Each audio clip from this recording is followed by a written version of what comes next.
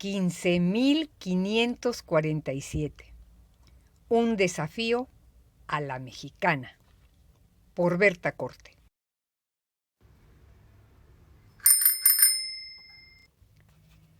Primer tiro. Desde Sydney hasta Newcastle, en New South Wales, Australia.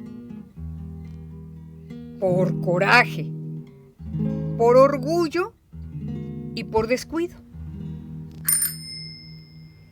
Febrero 19 de 2012. Inicio del viaje.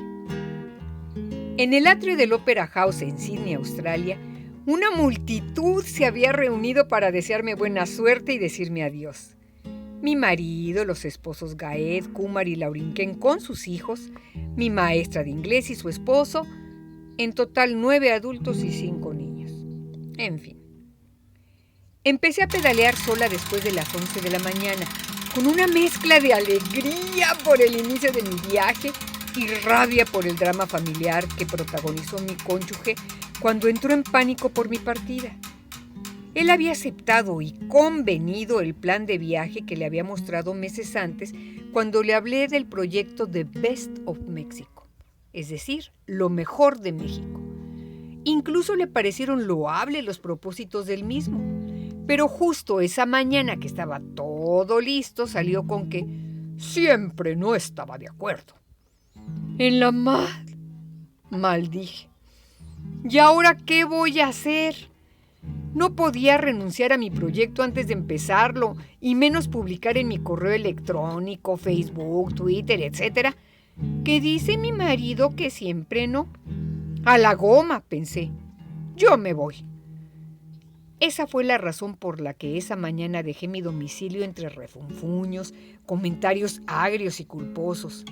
Casi a rastras llevé al susodicho al punto de reunión para el inicio de mi recorrido, quien por cierto todo el tiempo estuvo con mueca viserosa, menos en la fotografía para la que hipócritamente sonrió. Cuando por fin me alejé de todos, sentí que ese enfado y coraje se transformaba en fuerza, en potencia. Los acontecimientos vertieron bilis y adrenalina por mi sangre, dotando a los músculos de mis piernas de poder.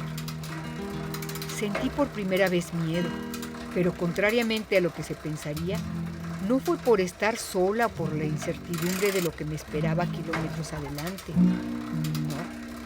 Tenía miedo de un inicio frustrado, de un ideal trastocado en quimera o simplemente de un proyecto fallido.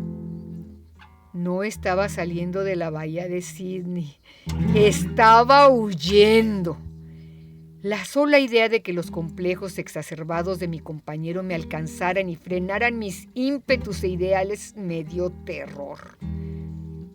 Este tono desafinado sería solo el principio de los tropiezos, adversidades y situaciones risibles que viví durante todo mi viaje.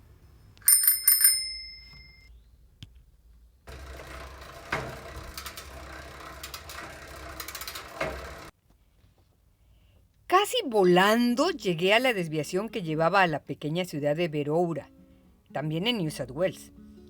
El siguiente punto de mi itinerario. Eran solo 36 kilómetros de distancia de la bahía de Sydney, donde había desatado mi grillete. Al llegar a la demarcación de esa pequeña ciudad me sentía suficientemente fuerte y visceralmente motivada para continuar más allá de los kilómetros previstos. Sí, puedo continuar, pensé.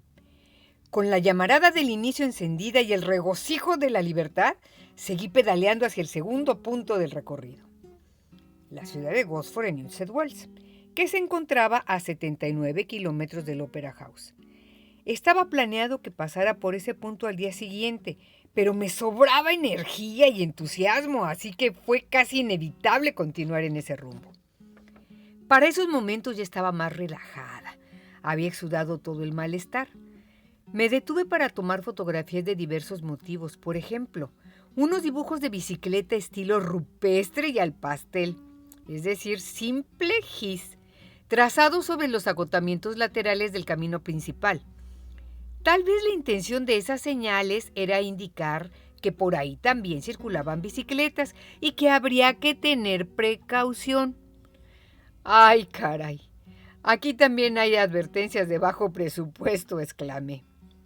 Espero que los automovilistas se conmuevan por este pintarraje y eludan a los ciclistas, pero lo dudo. Por la cinta oblonga del camino aparecieron unas azucenas silvestres que me miraban estupefactas. Parecían sorprendidas al verme pasar justo antes del ocaso del día, tan tarde y tan lejos de cualquier población. Sonreí engreída por esa muestra de candidez y pedaleé veloz moviendo la corola de esas flores a mi paso.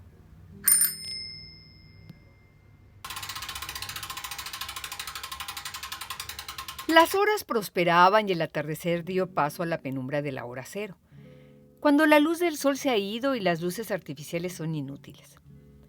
Atravesaba por caminos flanqueados de bosque templado.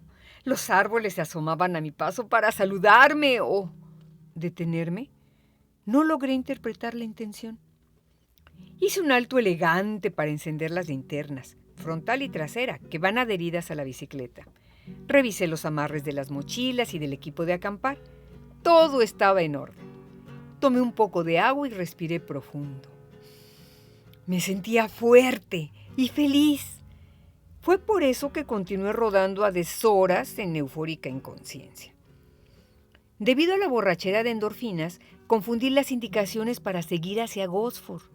De pronto estaba pedaleando en un camino vecinal estrecho, sin señalamientos de carretera, negro de oscuro y perdida. Gimoteé. ¡Oh, Dios! Mi primer día de viaje y ya metí la pata. ¿Cómo fue que tan pronto la regué?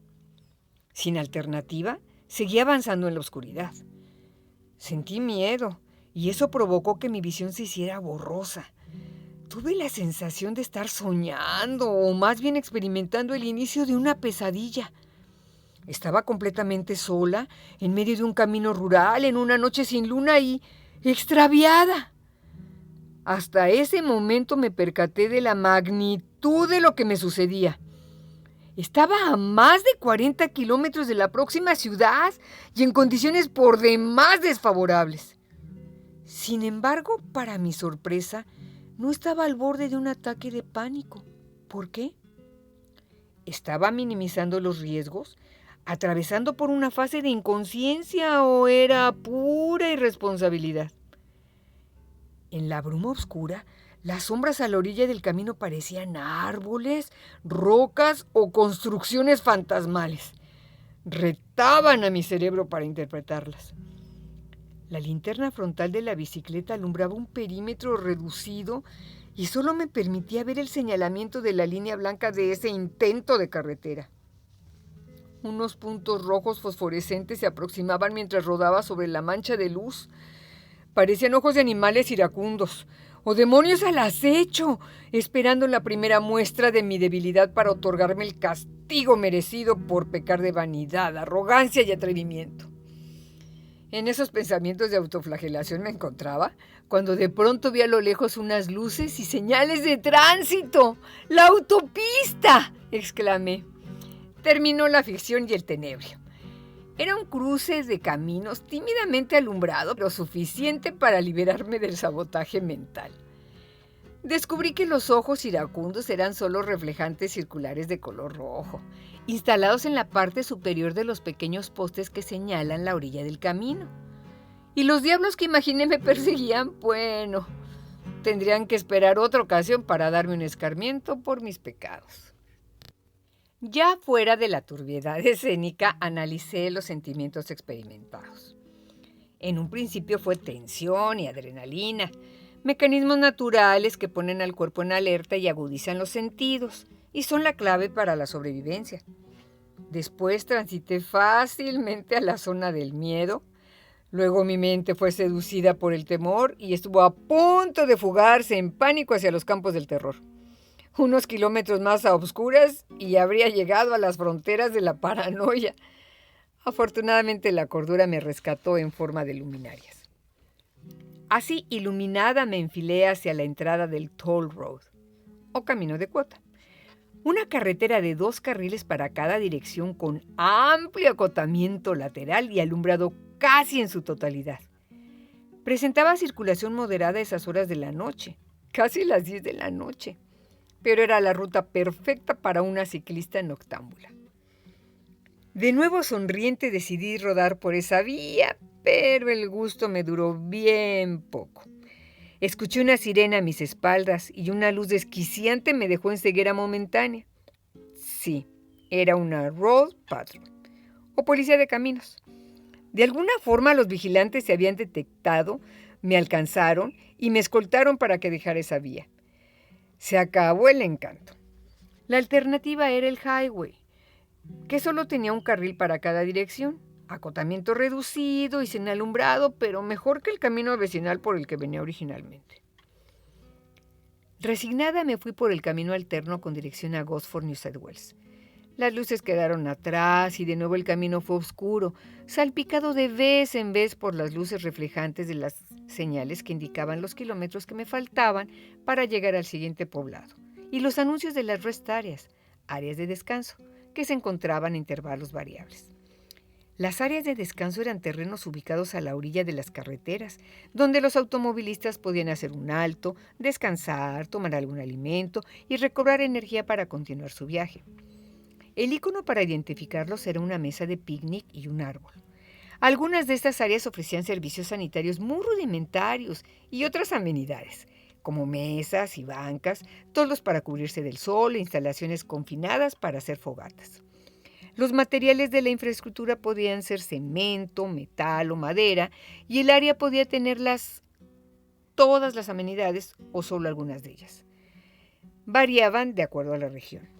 Encontré una de esas áreas 25 kilómetros antes de llegar a Gosford, y por una fracción de segundo consideré desviarme en ese lugar a pasar la noche, aunque de inmediato renuncié a la idea por dos razones. No tenía visibilidad para elegir un lugar donde acampar y no traía el equipo adecuado para hacerlo. Bueno, aquí entre nos, un impedimento de fuerza mayor surgió en ese momento. De plano me intimidó el bosque. En términos ramplones, me arrugué. Pasaban de las 10 de la noche cuando llegué al centro de Gosford. Por esa razón no pude conseguir hospedaje. Había llovido horas antes de mi arribo a ese lugar. Algunas personas extravagantemente sospechosas deambulaban por las calles y aceras de los comercios cerrados de ese poblado. Peligrosas las ciudades de noche, incluso en Australia, ¿eh? Rodando entre los charcos de esas calles encontré un McDonald's con servicio las 24 horas del día. Sin dudarlo, entré al estacionamiento del mismo. Aseguré la bicicleta a los bicitubos y luego encaminé mis pasos a los baños para asearme un poco. Al regresar al restaurante tiritaba de emoción y también de frío, por lo cual me dirigí a la barra de servicio para ordenar una bebida caliente y algo para masticar. Sentada frente a uno de los ventanales, observé la tenue luz que alumbraba las calles solitarias y húmedas de esa pequeña ciudad. Repasé lo sucedido durante esta jornada y me di cuenta de haber pedaleado casi 80 kilómetros el primer día, lo cual fue una imprudencia, porque había terminado cansada, adolorida, empapada y rosada de la entrepierna. Primera lección: no abusar de mi fortaleza, porque se puede dañar mi cuerpo en lugares esenciales para la ejecución de este oficio, es decir, mis partes nobles. Y así fue como terminó ese primer día del viaje, 19 de febrero del 2012.